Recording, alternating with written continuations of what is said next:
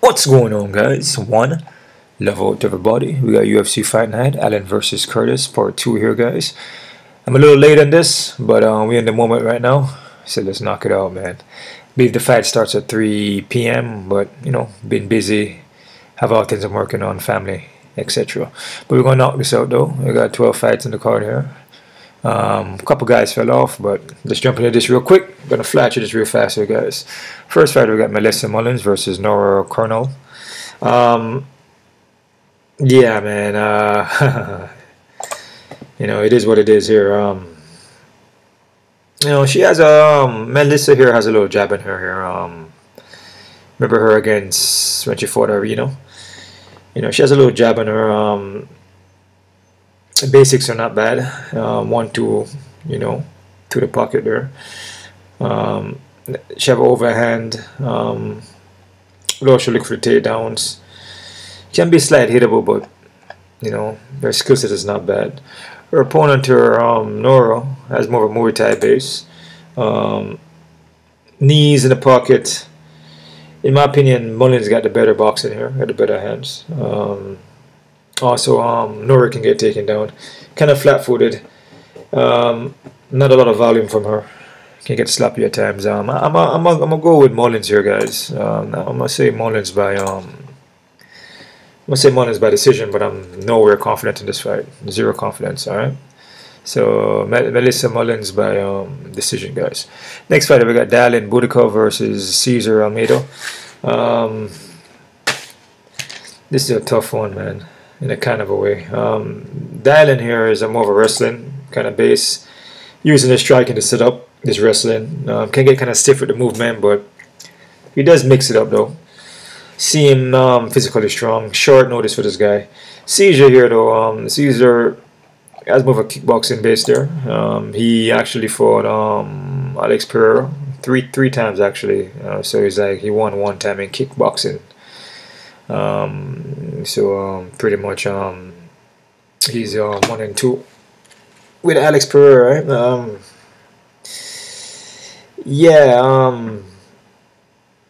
From what I see from him, he was in the contender series there, but it's not really that experience, you know. More in kickboxing, but in MMA, you know, he's not active, he's not experienced. He doesn't really have that much fights, and you know, first fight was 216, and he's not active in MMA.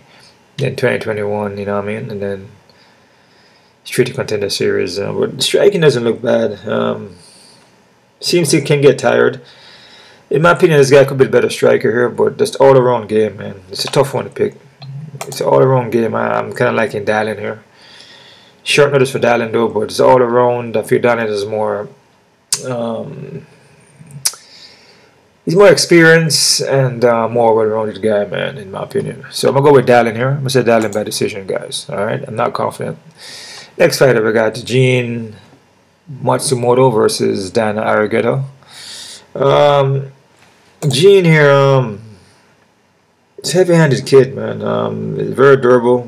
Doesn't look bad. Mixed up real good. Works the punches. Will go to the legs with leg kicks. A lot of combinations, quick at the movement, decent takedown defense, stay composed. This guy's a disciplined striker. You know, he kind of stays on you, and he just keeps coming forward, man. Dan Arrighetto, more of a crafty wrestling here, reckless with punches, running with his chin, kind of wild, suspect, winds up punches, but he will push a high pace, but he does gas out and leave himself open when he coming in. Very explosive, kind of wild. I feel a more well-rounded guy here is Gene.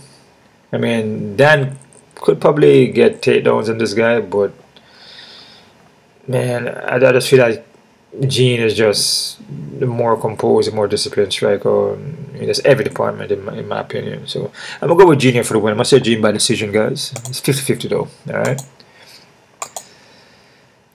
Next fight here we have Pedro Falco versus Victor Hugo. We have Pedro here coming out the contender series. Wasn't a contender series back in 2021. Never got a call though until now. You know, so Um, he makes it up well, this guy here, but some, you know, parts of him when he's fighting can kind of shy away from the punches, kind of backpedaling a lot, going straight, just chin up in the air. There's a short notice for this guy too. In his skill though, you got to take down. He looks for submissions. You know, his striking is not bad, but his opponent to Victor. Victor seems very got another 5-inch reach. He seems very composed and very accurate with his strikes, and his takedowns very aggressive, very athletic guy. Yeah, very aggressive guy, man, and pack power, and just is not going to shy away. He's going to keep coming forward with a lot of volume, and most likely will get the takedown. But he has to be careful because Pedro has submissions, so it's a fight where you can't just go in there reckless because Pedro may submit him. So this is a close fight here, guys. I must say Victor by decision is a 50-50. But like I said, Pedro could also find submissions, so you gotta be careful with that one too. Alright, but I'm gonna go Victor Silva by decision though. Victor has 10 by submission, but submitted 1 time. Yeah, so Victor decision. Next fight here, guys, we have Norma Dumont versus Germaine de Randamie. Man, Norma has more of a Sanda background there. Martial arts has improved with her takedown defense, and also she's looking for takedowns now too. She's more active fighter here. She'll also counter strike, going backwards. Striking is not bad. Germaine de Randamie though, more Dutch kickboxing there. She's not bad herself, and been working on her ground game, also getting submissions over Juliana Pena, but she hasn't competed since 2020. That's, you know, the pandemic moments. She haven't competed since the pandemic, man. So I believe she was pregnant, you know. So she's coming back now. She has 5-inch reach. Both women can strike her. I feel Norma has improved, and I feel Germaine de Randamie is probably going to be the same. You know, I don't know if she's going to decline. I don't know, but I'm gonna go with Norma here. I'm gonna say Norma by decision, guys. I'm not confident. Next fight, we got Court McGee versus Alex Morono. McGee here, veteran, super veteran here, well-rounded, but not durable. It's kind of hittable now at this point. And also can get finished. This was a guy who was more durable back in the days, but now he's getting knocked out. Back-to-back KO losses. Alex Morono, more karate-based, Brazilian Jiu-Jitsu. He's a well-rounded guy too. Doesn't do well against speed and athletic guys like him, moving and out quickly and blitz. Doesn't do too well because he's not a quick fighter here, right? But he should be able to beat McGee though. I mean, I just feel durability is more durable. I just feel like he should be able to get in and out, land his shots, even probably look for takedowns. I'm gonna go with Alex Morono here. I'm gonna say Alex Morono by decision, guys. I'm not confident. Most of these fights, I'm not confident. This is a tough card, to be honest with you. So play at your own risk here, guys. Nothing guaranteed. Next fight, we got Trevor Peek versus Charlie Campbell. Peek here, a wild dude, heavy-handed. Last fight there, he has improved, kind of slowed down a little bit against Muhammad Yahya. He kind of slowed down a little bit. Look for the openings, even looking for takedowns. You know, he's not just rushing in. This guy just rushing with just chin up in the air, just brawl. But he has heart. He got a dog. He push at a high pace and just stay on you. His opponent here, Charlie. Charlie kind of wild too, you know, and heavy hitter, but he's also hittable and not as durable. I feel Peek is a more durable guy here. He's kind of square stance. Sometimes he can be kind of squared up, chin kind of high. He's gonna have 3-inch reach though.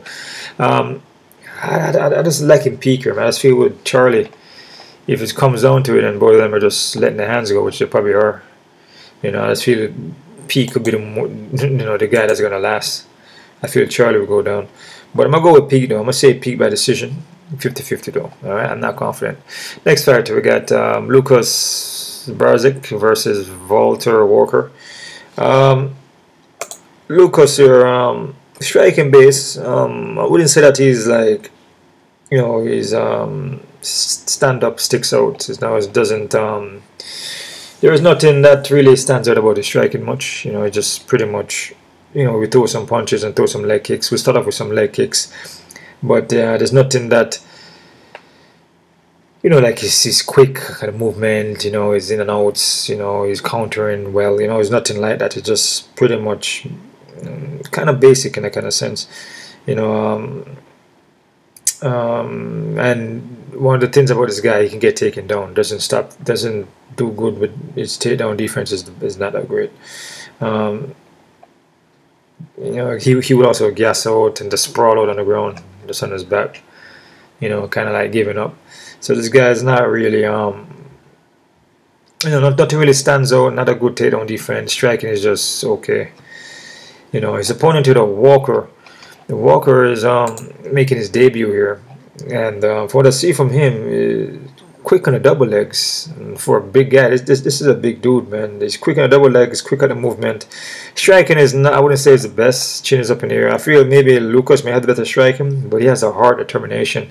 We'll throw heavy overhands and move forward with jabs and set up, you know, from the outside there, right? But the thing about him that stands out, what I notice is doubles, is his takedown defense. And also he takedowns, you know, he's very aggressive, very elusive. You know, will also counter strike, counter wrestle. He's scrambling against the cage, takedowns, his top control is very good. This guy is like stands out, like what I see from him, from a big guy. He's like a big guy, man, and just his takedown wrestling is quick. He's very impressive, so he stands out more. You know, his striking is not, I wouldn't say is the best, but he has something that stands out, elite. You know, his wrestling. So if and a guy like Lucas, you know, is known to get taken down. You know, his fight against, was it Carl Williams? He was like so sprawled out. He was exhausted in that fight. It was just like in the third round, I believe, he was like, you know, just laid out. You know, so wasn't moving, just on his back. I'm gonna go to Walker here, guys. I'm gonna say Walker by decision. Actually, no, I got it wrong. I'm gonna say Walker by KO TQ in the second round. Probably more of a ground and pound, but again, experience wise, you're probably gonna say Lucas is more experienced because having, you know, experience in the UFC, if you want to say like more like that, you know, Martin Bude, you know, Walter Costa, but these guys are not really in the top level, you know what I mean? So, you know, Walker just coming in here, I guess coming from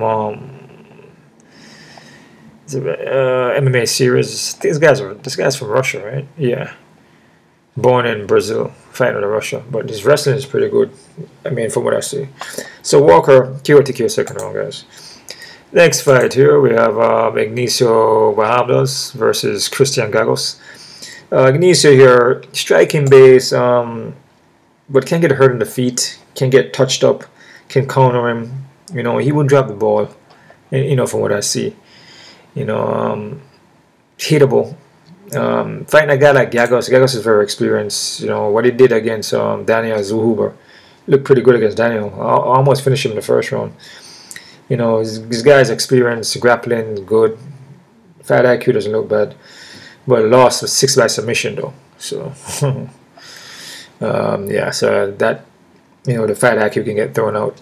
But it's a lost 6 by submission there. But, you know, I just feel like he may can edge or something here. Maybe a split decision. So I'm going to go with Giagos here. I'm going to say Christos Giagos by decision. 50-50, guys, not confident. Next fight, I got Morgan Chari versus Chipe Mariscal. Morgan here, light on feet, man, moving on out. Quick, athletic guy, well-rounded. But from watching a lot of his fights here, I noticed that depending on who he's fighting, he will start to slow down. Can go split decision losses, bring the fight real close. And a guy like Chepe, who's a very experienced guy, and a lot of people don't know how experienced this guy is. You know, Pat Sabatini, Yusuf Zalal, Jonathan Brito, Steve Garcia, Bryce Mitchell, you know, Gregory Gillespie. This guy's very experienced, man. Even in the kind of his amateur, you know. A lot of people don't understand. These guys are a pretty good fighter. He's a pretty good fighter, man. If Morgan slows down and can't finish him, can't knock out Chipe, you know, you can see Chipe coming back, winning, pulling off a decision here. Chipe is a Morgan would have to finish this guy. But the longer the fight goes, I'm going to favor Chippe. I'm going to go with Chippe here. I'm going to say Chippe Mariscal by decision, guys. I'm not confident. Next fight, we got Alexander Hernandez versus Damon Jackson. Hernandez here, a pretty well-rounded guy too, but he start off strong, then will just slow down and just lose the fight. You know, hittable, heavy-handed. If he connects, he could knock you out. But I think with this guy here, way back in the days, it was more like a blitzer. You're gonna go in there and try to finish the fight real quick. And you know, after a while, you start to notice that once you start to avoid his power and you start touching him up, he starts to fade as the fight go along. If he can't finish Damon Jackson, he's gonna be in problems. So Damon Jackson is like a dog, you know, he's like a ghost. You know, he will be in there, strike with you. Striking may not be the best, but he's been working on it. But it's his grappling, his takedowns, his rear naked chokes, and Hernandez has been submitted. And it's just the heart. I feel like Damon Jackson does have the heart, and I feel like he has a durability, even though he lost. He's lost 2 fights, you know. But Danny Gay, he was doing good against Billy. All these fights he was doing good. But Alexander Hernandez fades as the fight go along. So these guys are Billy and Danny Gay get stronger. So but Hernandez fades, man. Yeah. So I'm gonna go with Damon Jackson. I'm gonna say Damon Jackson by submission in the second round, guys. 50-50. Not confident. Main fights in the card: Brandon Allen versus Chris Curtis, part 2. First fight, pretty much Allen was winning. You know, and Curtis does what he does. You know, he catches you. His boxing is pretty good. Shell defense, he catches you. You know, and he can knock you out, daze you.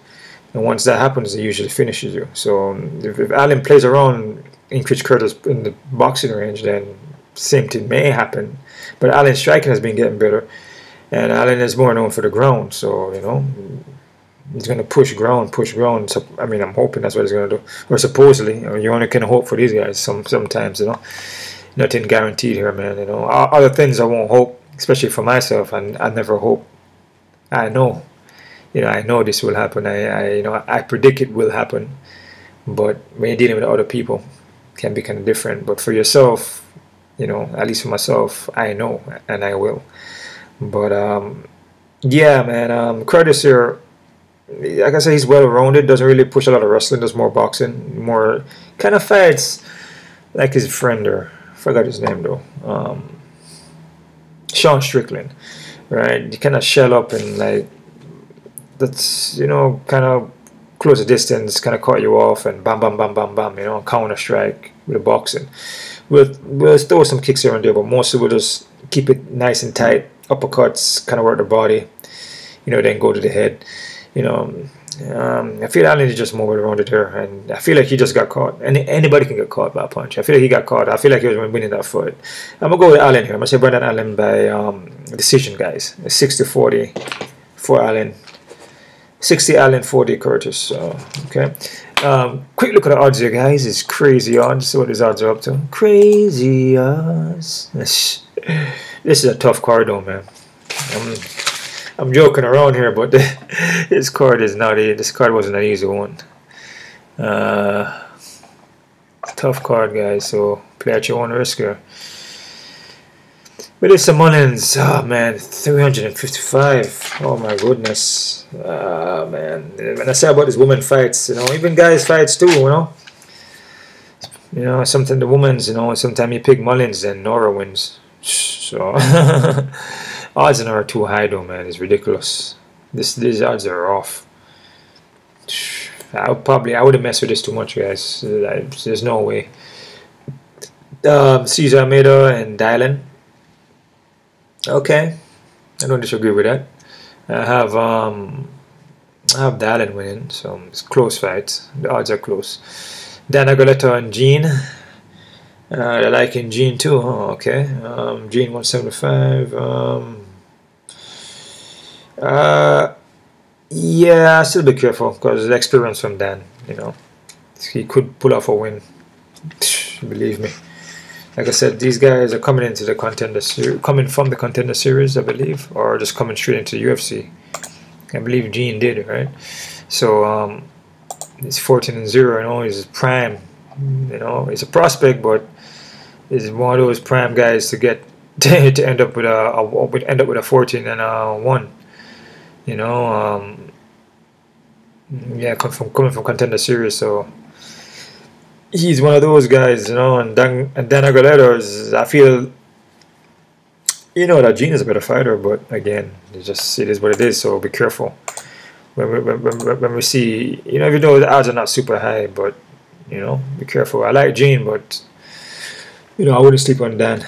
Okay, Pedro Falco and Victor Hugo. Victor Hugo 135, 140.